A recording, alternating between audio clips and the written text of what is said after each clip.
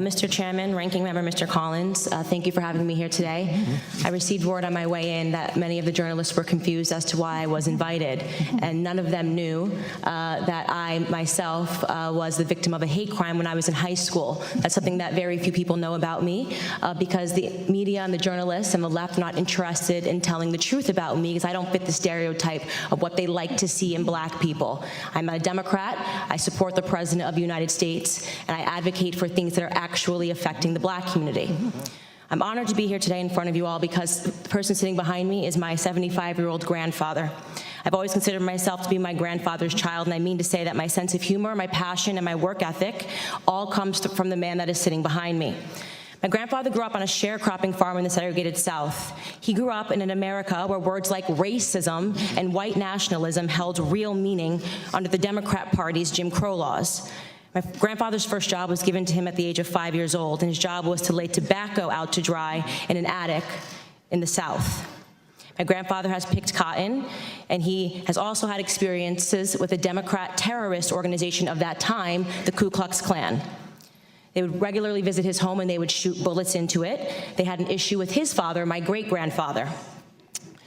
During my formative years, I had the privilege of growing up in my grandfather's home. It's going to shock the committee, but not once, not in a single breath of a conversation did my grandfather tell me that I could not do something because of my skin color.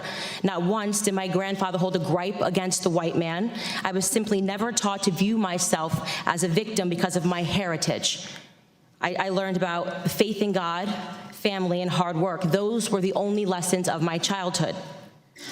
There isn't a single adult today that in good conscience would make the argument that America is a more racist or a more white nationalist society than it was when my grandfather was growing up.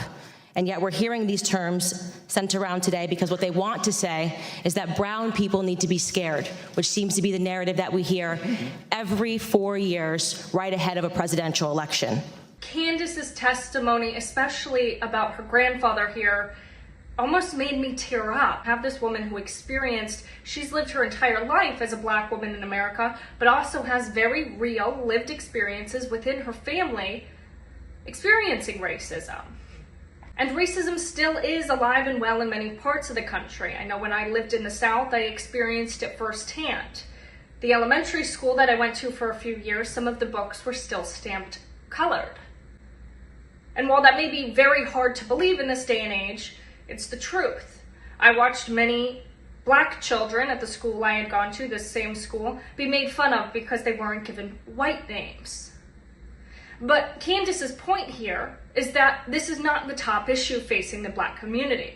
Racism, while it still exists, two things can be true. Racism can exist, but it doesn't mean that it is the top issue and totally stopping any upward mobility of the black community. And the same could be said about women, right? There are lived experiences that I have that are not ideal and that every woman has. We face some degree of sexism and misogyny throughout our lives, but that hasn't stopped me from being successful or doing what I want to do. Candace beautifully has pointed out here and many other times that the top issues facing the black community, if they really cared about the upward mobility of the black community, would be things like the illiteracy rate, like father absenteeism, like our education system.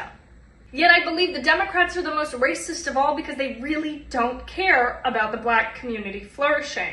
Instead, they only care about making them feel oppressed so they feel like they owe the Democrats something. They want to keep them in their voting bloc. That's why they keep pushing this rhetoric that Trump's a racist despite Trump having a record number of black voters, especially for a Republican president, in decades. This is why they refuse to report that Trump was one of the best presidents for the black community, even better than President Barack Obama, the great racial healer. Black economic fortune flourished under President Trump. The First Step Act was one of the most productive things for the black community who has been unfairly treated throughout our justice system.